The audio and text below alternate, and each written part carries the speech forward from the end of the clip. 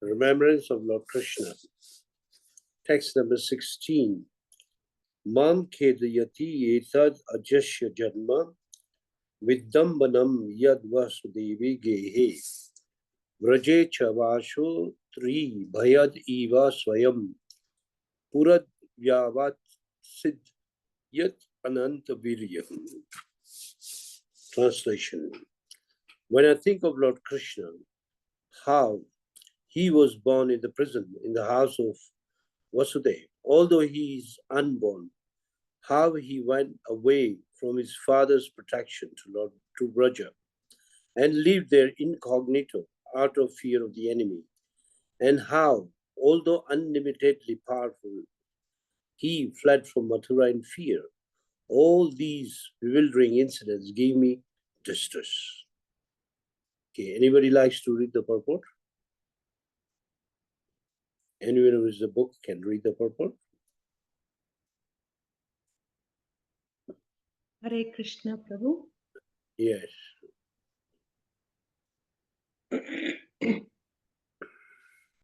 This is 16th one, right? Take 16 years. 16, yes, Prabhu. Purport by Srila Prabhupada, Jai Srila Prabhupada. The devotees of the Lord are by nature peaceful because they have no material. No, that's not 16. Oh, sorry, Prabhu. Oh, God, confused. Sorry. Yes. Purport.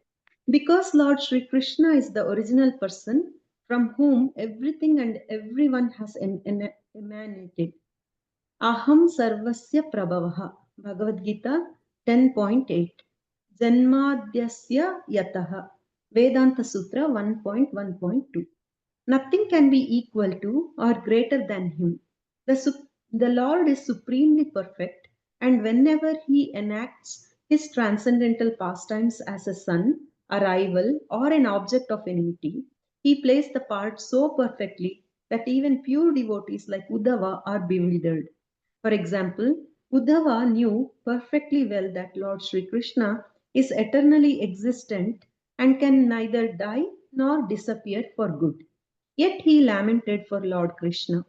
All these events are perfect arrangements to give perfection to his supreme glories. It is for enjoyment's sake. When a father plays with his little son and the father lies down on the floor as if defeated by the son, it is just to give the little son pleasure and nothing more.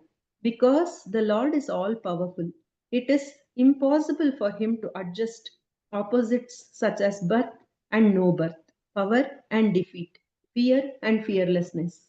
A pure devotee knows very well how it is possible for the Lord to adjust opposite things, but he laments for the non-devotees who, not knowing the supreme glories of the Lord, think of him as imaginary simply because there are so many apparently contradictory statements in the scriptures.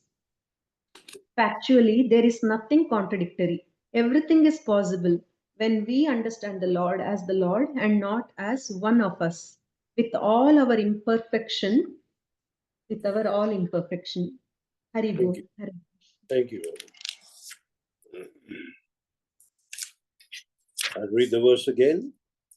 When I think of Lord Krishna, how he was born in the prison house of Vasudeva, although he is unborn, and how he went away from his father's protection to Vraja and lived there incognito out of fear of the enemy, and how, although unlimitedly powerful, he fled from Mathura in fear. All these bewildering incidents gave me distress.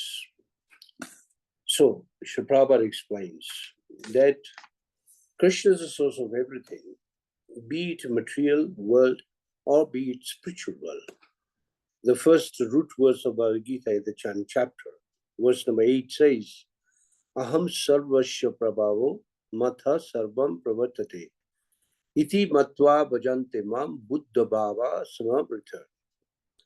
That I am the source of both material world and spiritual world.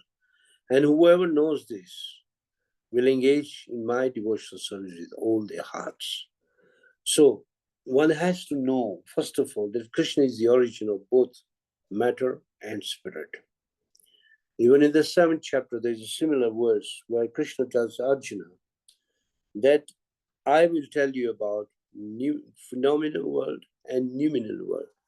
Phenomenal world means matter. Noumenal world means spirit. And nothing more than that has to be known. That means Krishna is explaining everything to Arjuna at one go. Now, if you go to Vedanta Sutra and also Srimad Bhagavatam, the common verse is there. Janmadi Ashya Yataha. Krishna is the cause of creation, maintenance, and destruction.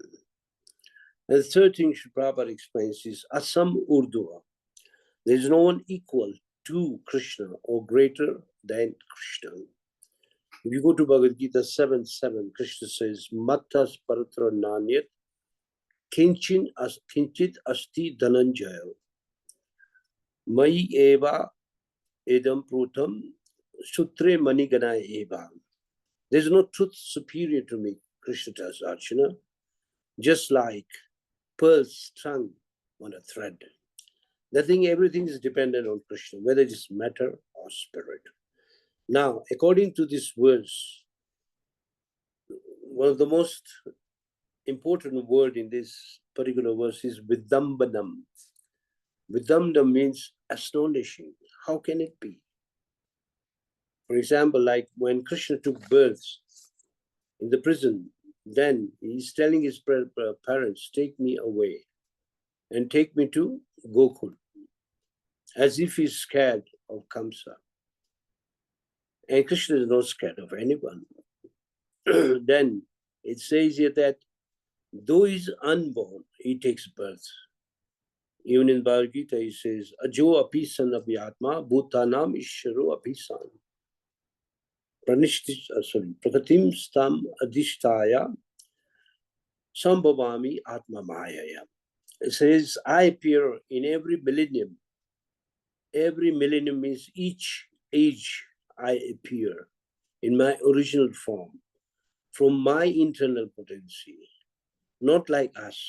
We take birth, we are conditioned by the 3 modes of nature. And according to our previous karma, the god of karma will give you a design, a body for you. And you have to accept that body. But Krishna can take birth anywhere, anytime. In the Brahma Samhita, it says, Golakeva Nivashati, Akhila Atma Bhuta. Though I am far away in Gokul, Golokdam means in Vaikuntha, I am very, very close to you because I am in your heart. So this is about Krishna. So far, yet very, very close. Then, if Krishna is in the heart of everyone, he can even appear from the heart if he wants to. Like he appeared as Lord Nrsimhadev.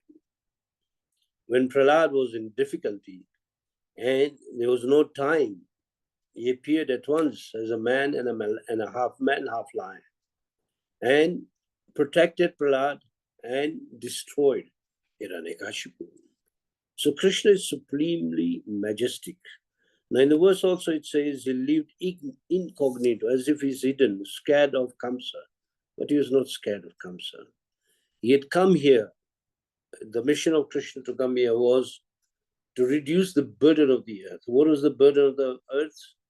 The Kshatriyas, who were posing as Kshatriyas, but they were actually demons. So many of them, like Kansa, Jirasan, Shishupal, Dattabakar, Pondrag, and so many. They're all demonic kings who are meant to be acting like Kshatriyas, obeying the scripture injunctions, but rather on the pretext of being Kshatriyas, they were bringing sinful activities against Vedic culture, rather destroying the Vedic culture.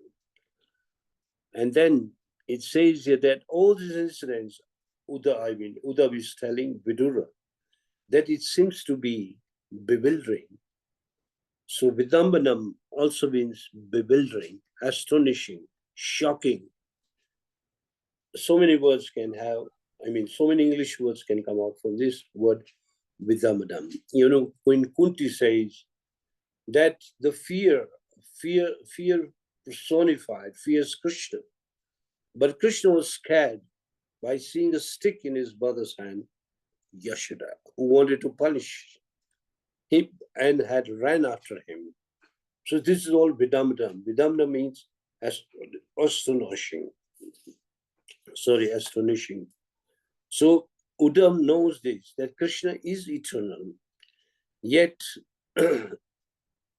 he was also bewildered by loss of Krishna, because he had seen Krishna leave him. There is a chapter, I think it will appear very soon. Oh, sorry, it has already appeared in the second canto, when Krishna leaves or folds his pastimes and goes back to Vaikuntha. So it happened in front of Uddhava, and Uddhava was lamenting, shocked. How can he leave me? And where will I go? So these are the memories of Uddhava. We should know this particular verse is spoken by Uddhava. And he's speaking to who? Anybody knows? Who is hearing? Who is the recipient? Vidura Prabhu. Yes, it was Vidura. Vidura inquired from Uddhava about Krishna. And Vidura, Uddhava, it took him very long to come to the material platform to speak about Krishna. How he remembered, because he was a very intimate friend of Krishna. And at the same time, he was related to Krishna. So we know that Uddhava knows the eternity of Krishna, yet he was lamenting for the loss of Krishna. Now, whenever Krishna performs any activity, they are all perfect.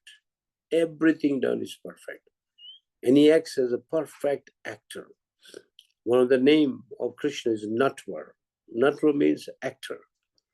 He can act perfectly. You can't even know that this is Krishna. Like if you hear the Leela of Krishna, there is a Leela in which he dressed like Radharani, one of the gopis. Nobody could recognize him. Even, Radharani failed to recognize him. That's the way we dress. He is dressed in a dress of the ladies. Nobody could know him. The similar way in Chaitanya Mahaprabhu's Leela, he would sometimes dress as Rukmini, and he looks so beautiful that people even forgot that this is Chaitanya, because as it is, Chaitanya Mahaprabhu was very beautiful.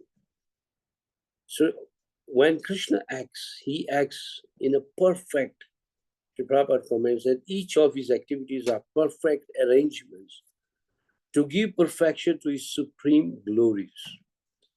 Because his glories are supreme, and he acts in a way that everyone becomes attracted. And people will not even know that this is Krishna.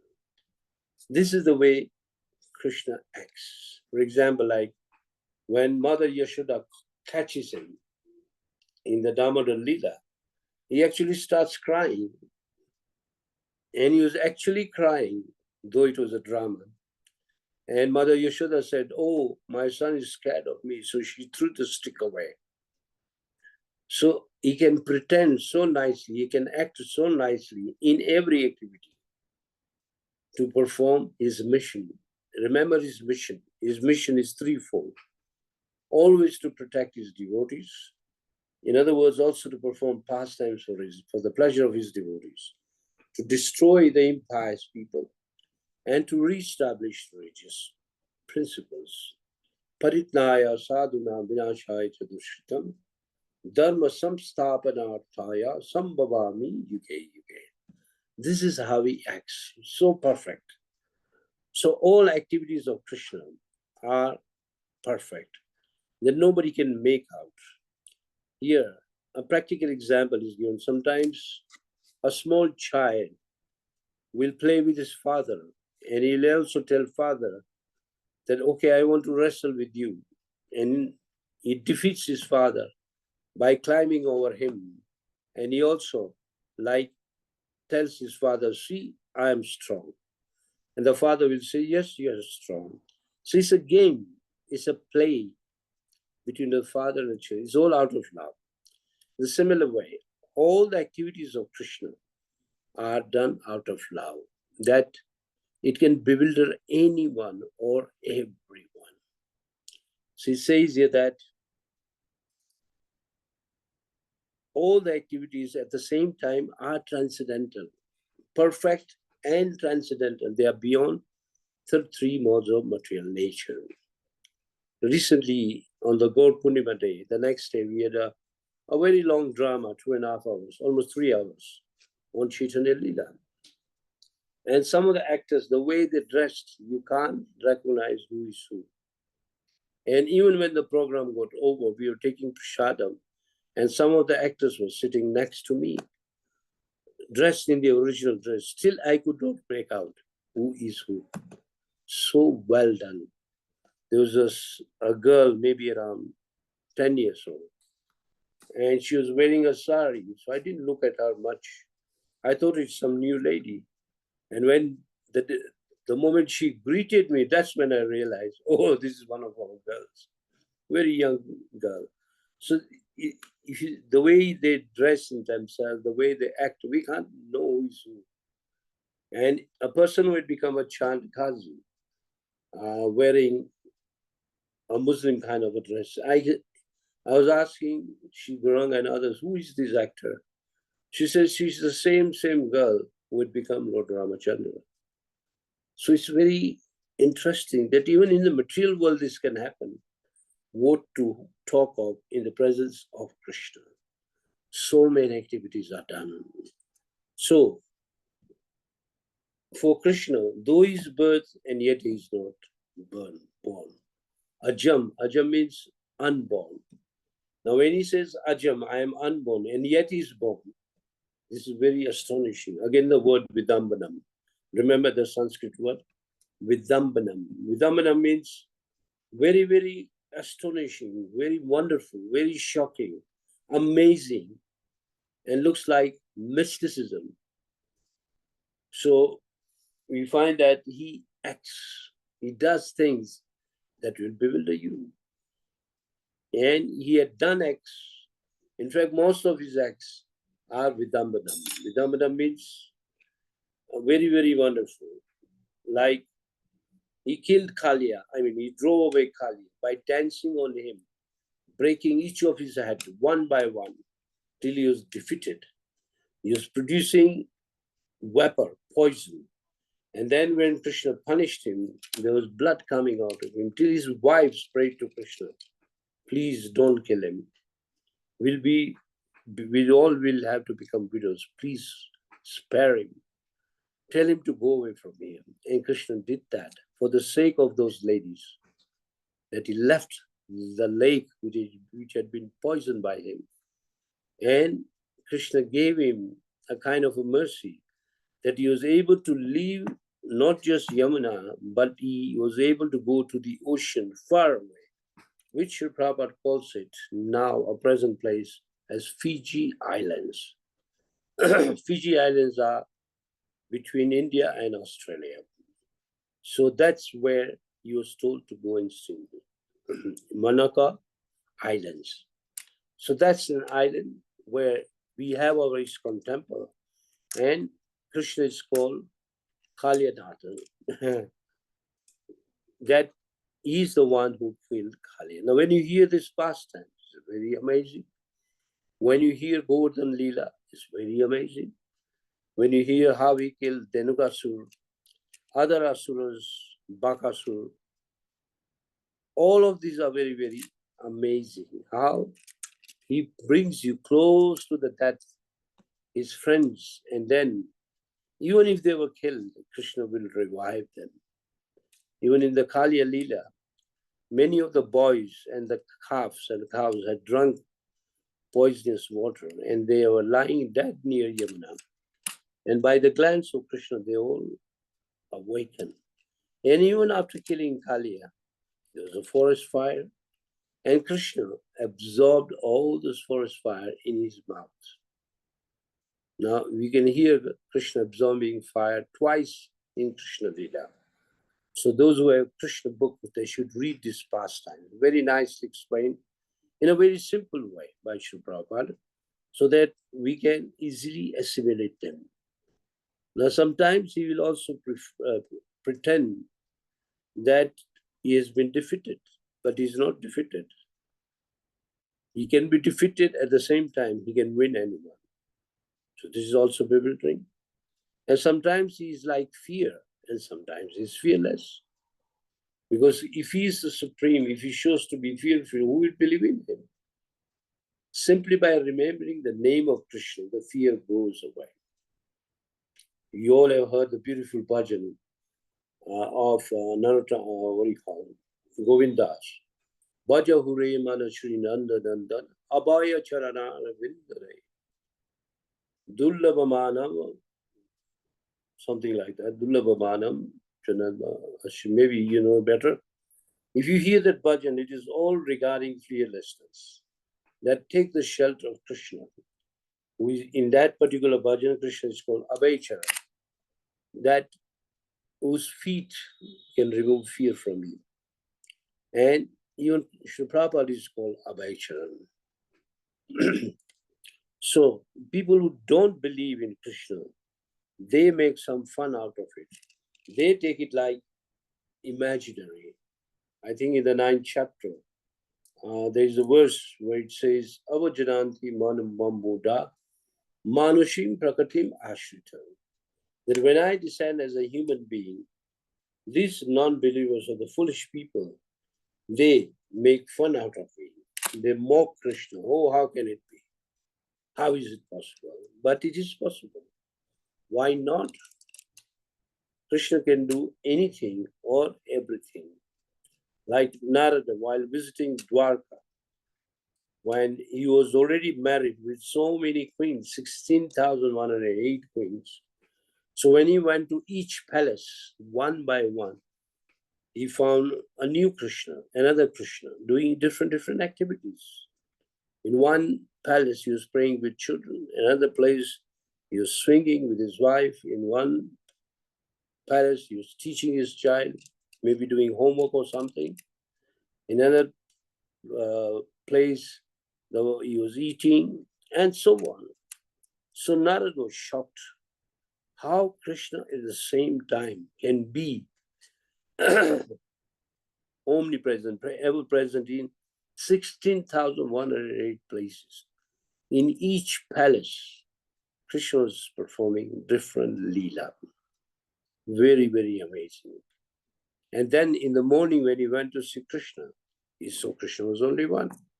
It's not that the 16,108 Krishnas came to the assembly hall, which is called Sudharma, which was given by a gift to Krishna, by Vishwakarma.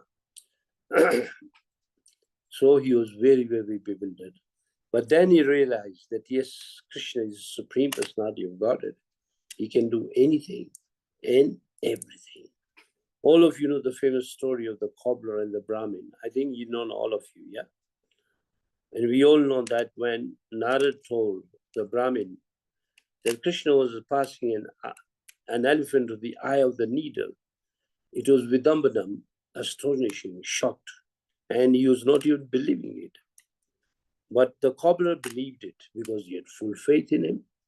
So faithless people make fun out of Krishna's activities, but devotees accept Krishna's activities to be perfect, real, and eternal. So this we can understand. Krishna is no ordinary person. At the end of the purport, Srila Prabhupada says that Krishna is the supreme eternal. We are also eternals, but he is supremely eternal, from whom comes everything.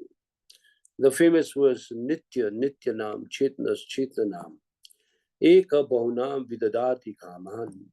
One Krishna is the supreme eternal, from whom all so many creatures, living entities come out, and each one is eternal. So we belong to the plural category. Krishna belongs to the singular category. Then Chetnas Chetnanam is the supremely conscious, and he is the one giving consciousness to all of us. So if you read the 13th chapter of Bhagavad Gita, many people find the 13th chapter to be difficult, but actually it's not difficult. If it is heard from some devotee or from a spiritual master, Or if you understand the purpose of Prabhupada, you can easily understand.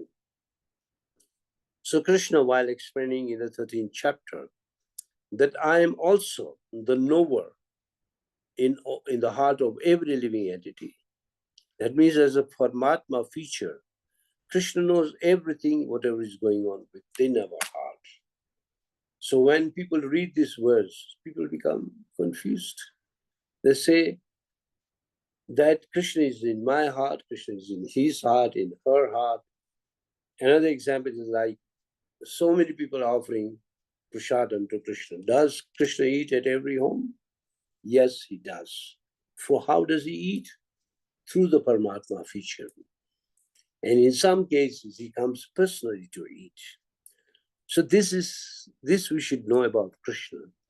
Krishna is no ordinary entity. Krishna is a supreme living entity, and we are created by him. He says, Aham Bija Pradapita. I am the seed-giving father.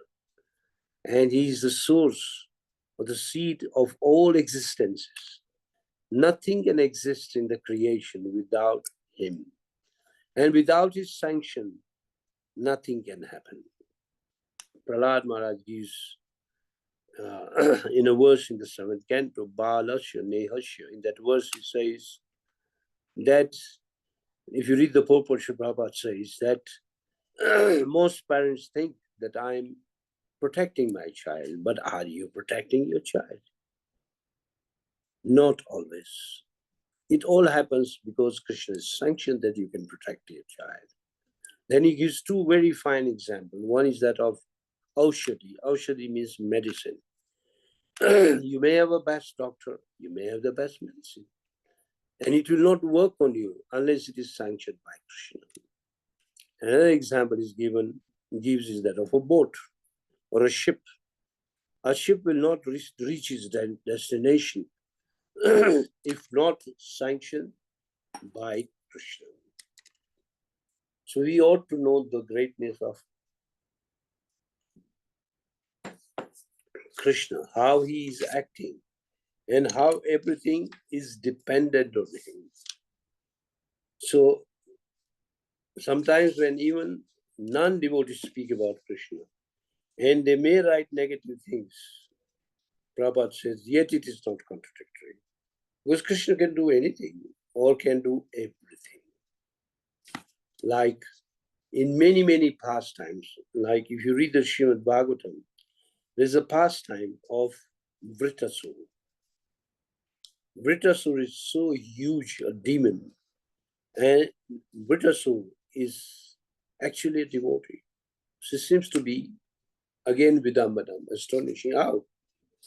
So Sukadeva Goswami is asked that how come this demon was actually a devotee, that at the dying moment is fully Krishna conscious, and even while he's being killed, he's telling Indra, kill me, so that I can go to Vaikuntha quickly. So who is this Vritasura? Vritasura in his previous life was King Chitraketu, who had become a pure devotee. And the story of Vritasura, all of you know, that Chitraketu, story of Chitraketu, that he didn't have children, and once he pleaded or requested a Brahmin called Angira to give him a child. And Angira did give him a child, but he told him, this child will give you all the pleasures and all the distresses. He said it doesn't. So in this way, child was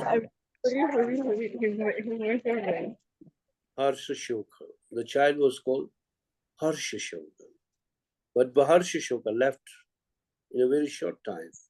At that time, Chitraketu was lamenting. At that time, Angira appears again, along with Narada, and tells him, why are you lamenting? He was meant to go. But he could not simply accept it. So he had to bring the child back. Narada brought the child back to life. And then what happened? The child started speaking the truth as if the scriptures are speaking. He told that I have had many, many fathers and mothers. I can't remember whether you were my father. Maybe you were my father and mother. But I had many, many friends. Please let me go. There's another body waiting for me. In this way, his lamentation went. And then later on, he still had to be taught so many things. And in 5 days, when he gave up his palace, he became detached from the material life. He went to the forest. He saw Lord Sankarshan, Balram actually. Balram is also called Sankarshan. And seeing, when you see the Supreme Lord, that's perfection of life. And he was even awarded a plane which he could fly with. And while he was flying with a plane near Kailash, he saw Lord Shiva preaching with finger like this. When you preach, generally, sometimes you use your finger to explain something. And his wife was seated on the lap. So it looks like a bit contradictory that he's preaching is at the same time his wife is sitting on the lap. Imagine like I'm sitting on a Vyas ashram. And if I tell my wife, okay, you sit on me, it won't look nice. And the people who are hearing, they're also great, great sages. So he was just joking that look at Lord Shiva and that Parvati is sitting on him. And Lord Shiva knew that he's joking. But Mother Parvati, who became very serious and cursed him to become demon. So this is how he became a demon, Britasur. And to kill him was not easy, because for that, Indra had to get Narayan Kavach, an armor, in the name of the holy name, just like we devotees wear an armor in the morning. After bath, we do tilak. Om Keshwaya Nam, Om Govindaya Nam, Madhavaya Nam, Narayana Nam, Vishnu Nam, Varnaya Nam, like that. We decorate our body because our body is also a temple of Lord Vishnu. So 13 names are spoken on each different place, and we put a tilak on it. So the names of Lord Vishnu or Krishna protect us. In the similar way, Indra was protected. That there was a time in which he actually, Vritrasu swallowed him and he actually went in the stomach. But he tore the stomach and came out. Why? Because he was wearing the Narayan Kavach, the holy names of Krishna. He can't be killed. And then later on, he does kill Vritrasur piece by piece. But he dies in a very heroic way and in a challenging way. He tells Indra, kill me quickly. Why are you taking so much time? Just to cut his head, it took him 1 full year. So this you can read in Srimad Bhagavatam, 6th canto. So in this way, we find so many amazing things, astonishing things in Krishna Leela. And when you hear them, even you get bewildered. I mean, we all get bewildered. How can it be? But why not? If he does not do such activities, who will believe in Krishna? Because people need something miraculous, astonishing, to create a faith. Just like a child is told by the father, what do you want? And the child will say, I want a bicycle. Okay, I'll get you at the end of the week or maybe today. So the child waits for the bicycle and he does get a bicycle. The father says, here it is. And he's bewildered as if father created a bicycle. Of course, the father goes to buy a bicycle and gets a child. In a similar way, Krishna pleases his devotees in many, many ways, in every possible way. And all his pastimes, all these astonishing vidambanam or wonderful activities are meant to increase the faith of his devotee. And by reading them again and again, or hearing them again and again, those heroic activities, astonishing activities, one's faith increases. And not only that, there were stories that have happened in the history. No, these activities are real. That's why they're called transcendental. They're not man-made. They are perfect. That's why here Prabhupada says that he does all his activities with perfection, with perfect arrangements. so that people will glorify those activities. So if you hear those pastimes from the mouth of pure devotees, then the effect is completely different. You'll never forget them. Because the pastimes, the way a devotee will narrate to you as if it's happening in front of you. He doesn't need a television or a screen to show you. He narrates it in a language which is able to visualize the whole incident. So, in short, Uddhav is saying that all these activities of Krishna or pastimes of Krishna, all Vidambanam, all we can say bewildering, astonishing, and super, we can say super activities that not everyone will accept, only the devotees. So I'll end the class. We have 5 minutes. If you have any additions, you may add, or if you have any questions, please ask.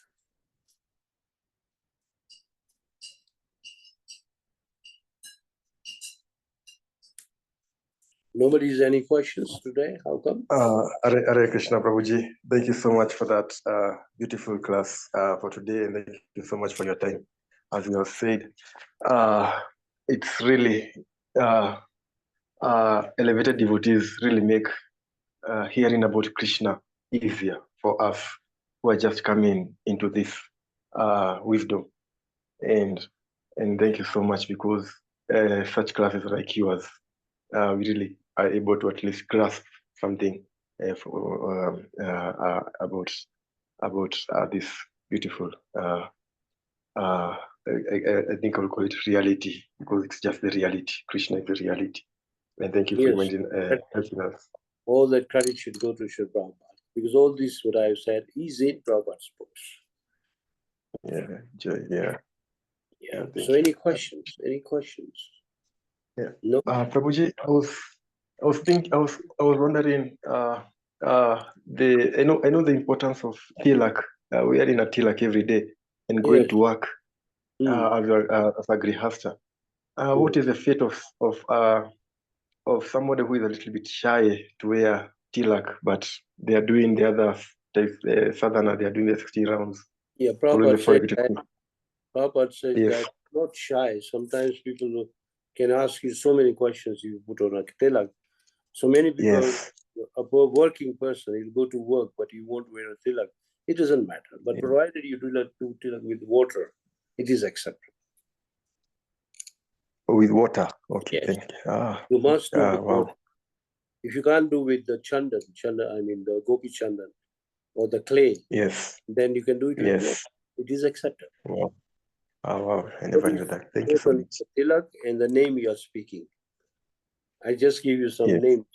Like when you put on the forehead, you say Om Keshwaya Nama. When you put it on the neck here, Om Govindaya Nama. On the chest, Om Madhavaya Nama. Near the navel, Om Narayana Nama. So each one has a name. And each name, as you advance in your Krishna consciousness, the names make a bigger and a bigger meaning. Each name has a big meaning behind it. Yes. So if you think that you will not be allowed, or people will make fun out of you, then don't wear. But at least when you are coming to temple, put on a tilak. Okay. So we look like people from Vaikuntha, because in Vaikuntha everyone wears a tilak, the same tilak. Right. Yeah. I will prepare. Yeah. Wow. Thank you so much. Thank you so much, Prabhuji. Any other person that comment? We can end up here. Hare Krishna Prabhuji. Thank you so much for nice class explaining about Krishna's activity. Coming back to the question of Prabhuji, Prabhupada said we should not hide our identity. So I had questions, the same question while I was giving a class, and they were asking, what is this? Don't hide your identity. So I was telling, when we walk on the street, we see that the Muslim ladies, they're wearing the burqa from top to bottom. So they are never ashamed. So why are we scared or ashamed of hiding our identity? So our identity is a tilak, is our kurta, is our beta. Kantimala, yeah. Kantimala, yes.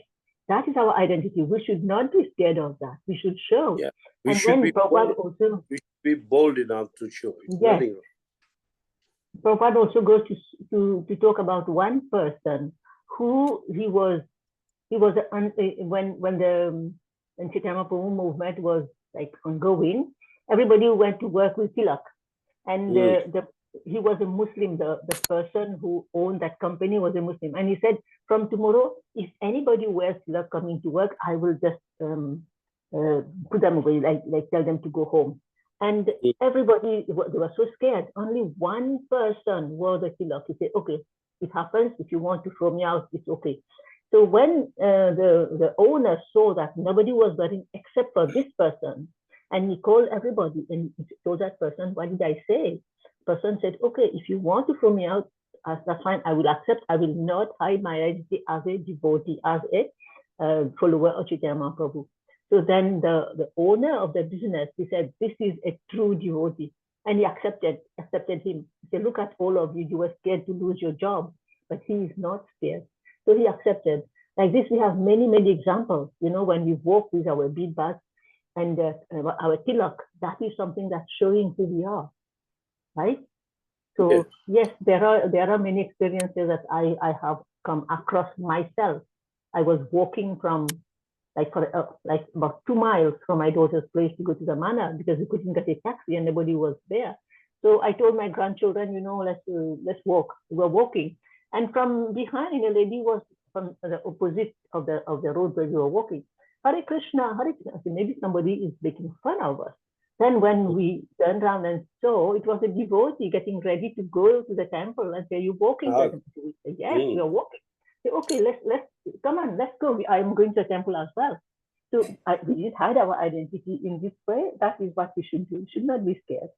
But I know nowadays people may make fun. So as Prabhuji said, if you cannot show our tilak, so just use water and apply it. Thank you, Prabhuji. Thank you so much. Yeah, I explained there was a reason because some people do not have the clay to put a tilak. Then they do it with water also. It is acceptable. But if you can put on the tilak, it is nice.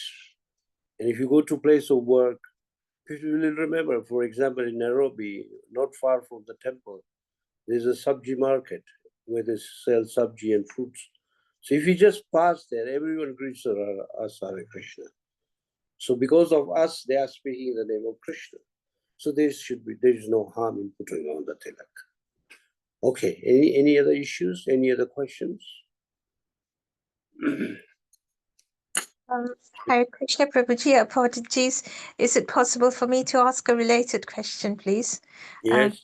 First of all, thank you so much for the wonderful class as always. Prabhuji, on and what you and Mataji said, wearing the tilak with water, because I sometimes do that.